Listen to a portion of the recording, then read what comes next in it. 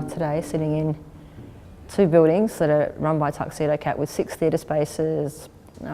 We've had over about 400 shows for the Fringe we put on here. Probably had about 20,000 people come through seeing shows.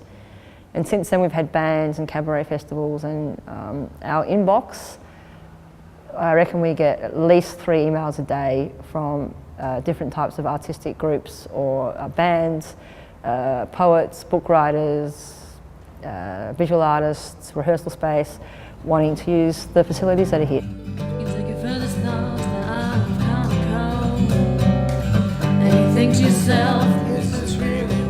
Tuxedo Cat and Renew Adelaide have been working together for quite a while. I guess I'd been introduced to Cass actually through the Lord Mayor, through Stephen Yarwood, as somebody else who was struggling to set up community enterprises in buildings.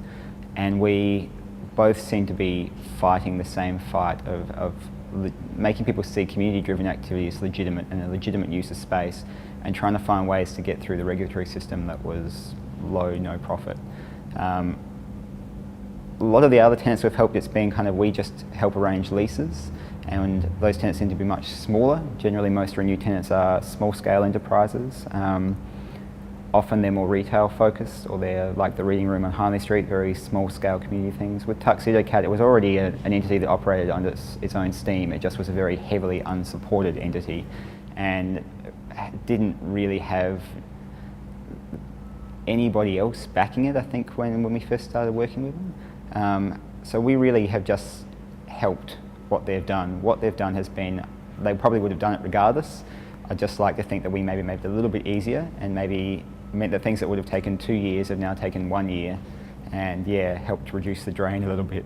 Through Renew Adelaide, you become aware of and meet other people who are all doing the same thing as well, so it joins that community together, and you don't feel that you're just the only knucklehead bashing your head against the wall trying to get things happening in Adelaide.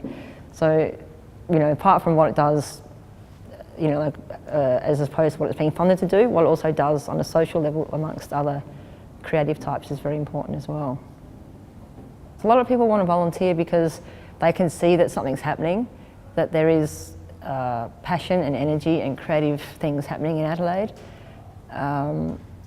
We are really here for the artists, and I think that comes through, and that's why the artists want to help us, because we sort of help them. Like you don't pay to play, we don't charge people a huge amount of money to do anything. If bands want to play here, they play for free. If they want to sell tickets at the door, they get all the door money. So I think that's sort of why people get inspired to want to help out. Adelaide has a really interesting subculture of creative enterprise, particularly driven by a younger demographic. I wouldn't say purely a younger demographic, but there are a lot of younger people here, partly because it's cheap, there's universities here, partly I think they're more obvious because everyone over the age of 24 has kind of left.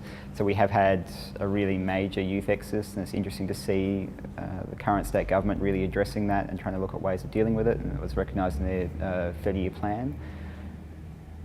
Their enthusiasm and their capacity to recognise the kind of zeitgeist of the current times is amazing, and their ideas are unbelievable, but they struggle partly for a lack of opportunity, a lack of support, and in comparison to interstate, you don't get a 22-year-old who can maybe go to a 28-year-old or a 32-year-old and ask for advice, because that older level of skill is gone. So we seem to be filling a lot of that gap. Of a lot of what I do each day is simply having people who are usually under the age of 26 come to me and say, how does public liability insurance work? How does leasing work? You know, I'm looking at this building, what's a reasonable rent for that building? I'm going to go to a funding body, I need support figuring out how to approach them. There are a lot of people in that boat. They are a significant potential asset for the state, and I think we're starting to see a bit more leverage in actually helping them grow.